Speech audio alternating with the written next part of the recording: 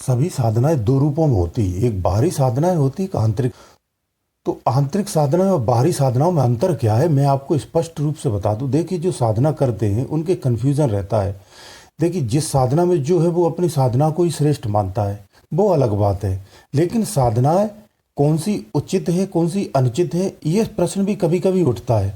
तो साधनाएं, आपको बता दूं, अनुचित तो कोई नहीं होती, लेकिन हर साधना का एक अपना मार्ग होता है, कि मंजिल होती है। तो साधना करने से पहले ये निश्चित हमें करना चाहिए कि हमें साधना कौन सी करनी है। वो चुनाव से पहले जरूर सोचना चाहिए कि इस साधना का मार्ग जाता कहाँ है, इसकी उपलब्धि क्या है। जब हम ये निश्चित कर लेते हैं तो हमारी सही साधना और सही मार्ग पे जाती है। देखिए, बाहरी साधनाएं जितनी भी हैं वो शक्ति प्राप्त के लिए ही होती है। वो जीवन और मरण से आपको मुक्ति नहीं दे सकती हैं। वो काल निरंजन के अधीन ये समस्त चराचर जगत की समस्त शक्तियों को प्राप्त करने के लिए होता है। वो कर्म बंधन से नहीं बल्कि कर्म बंधन में और लिप्त कर देती हैं। चाहे वो सामाजिक कार्य हो या परोपकार के हो या विकृति के कार्य, कोई भी आपके कार्य हो, आपको कर्म बंधन से ही बांधते हैं। यानी इस संसार से छुटकारा नहीं होता है। पाप और पुण्य में आपको बंधित कर देती है। जब पाप और पुण्य की पूंजी होगी तो कर्म बंधन कैसे छूटेगा। इसलिए मंत्र साधनाओं के द्वारा आप किसी भी शक्ति को, किसी भी पावर को, किसी भी देवता की आराधना करना या उसका जाप करना या उसका भजन करना, उस शक्ति की कृपा पात्र हो जाते हैं आप। और उसकी जब कृपा मिल जाती है तो आपको क्या मिलता है, संसारिक वैभव ही तो मिलेंगे। वो आपको जीवन मरण से मुक्त नहीं कर पाती, क्योंकि वो शक्ति स्वयं में जीवन मरण से मुक्त नहीं है, इसीलिए वो शक्ति है। आत्म जो साधनाएं होती हैं, आत्म साधनाएं आत्म साक्षात्कार के लिए होती हैं, कि ये जीवन क्या है, ये चराचर जगत क्या है, ये सृष्टि क्या है, इसका निर्माण कैसे, इसका संचार कैसे, इसका विस्तार कैसे, इसका उत्थान कैसे, इसका पतन कैसे, इसकी क्रियाएं क्या क्या है, इनमें तत्व कहाँ से आते, गुण कैसे हुए, हमारे अंदर में जो अंतःकरण वो कैसे है। इस चराचर जगत में अगर वृक्ष हरे हैं तो हरे ही क्यों हैं, पीले क्यों नहीं है, ये अपना रूप क्यों नहीं बदलते हैं। वृक्ष वृक्ष ही क्यों रहता, मानव मानव ही क्यों रहता है। ये जीवों की भिन्न भिन्न योनियां और शरीर क्यों हैं। इस सृष्टि का संचालन कौन करता है, ये इस सृष्टि में अपने आप को श्रेष्ठ कौन कहता है, और कौन अपनी हमारी पूजा कराता। हमारे शरीरों में भय और डर की भावना किसने डाली हुई है।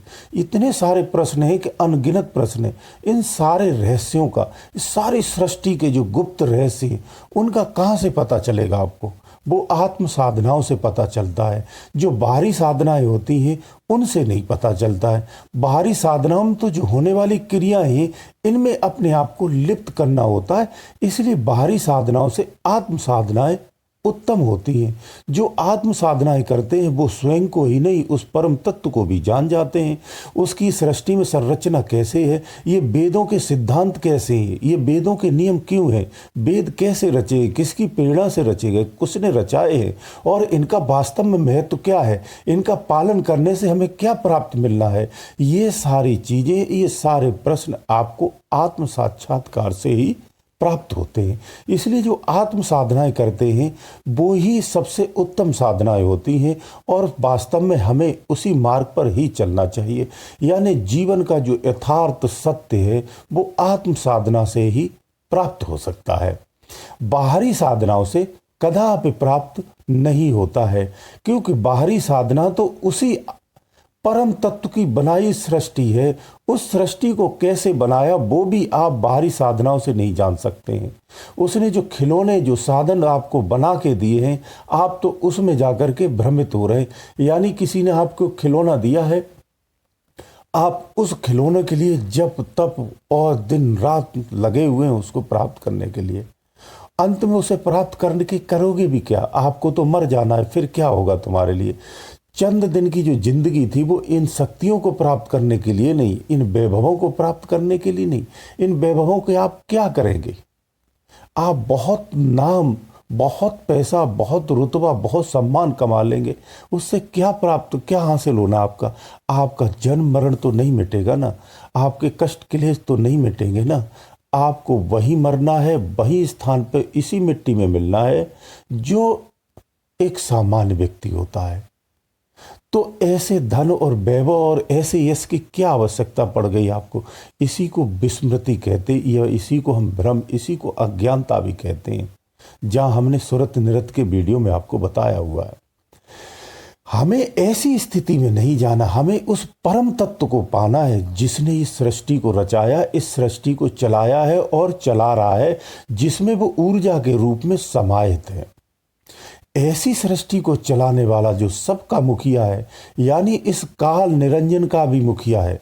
इस सृष्टि का स्वामी तो काल निरंजन बन के ही बैठा है, परंतु वो उस परम पुरुष के सम्मुख जाकर के नतमस्तक होता है। मुझे उसी परम पुरुष की आवश्यकता है ना, मुझे पूरे सिस्टम की आवश्यकता नहीं है। तो इसलिए जो आत्म साधनाएं करते हैं उसे परम तत्व की प्राप्ति होती है। फिर वो तमाम सृष्टियों में श्रेष्ठ तो हो जाता है इस जीवन में, लेकिन इस समस्त सृष्टियों से परे होकर के अपने आत्म तत्व में विलीन हो जाता है। फिर उसे बार बार इस धरा पर जन्म नहीं लेना पड़ता है, ना ही सुख भोगना पड़ता है उसे, ना ही दुख भोगना पड़ता है। सुख भोगना एक यातना ही है। सुख भोगने से आदमी आनंद प्राप्त होता है। मैं आपको बता दूं, ये कर्म बंधन का फल है, ये संसारिक फल है, ये आपको भटकाने का ही मार्ग है। कष्ट में व्यक्ति आत्म भाव की तरफ भगता है, परमात्मा की तरफ भगता है, भगवान को याद करता है। जब उसे सुख मिलता है वो सबसे बड़ी अवस्था उसके भटकने की होती है, बिखरने की होती है और नष्ट होने की होती है।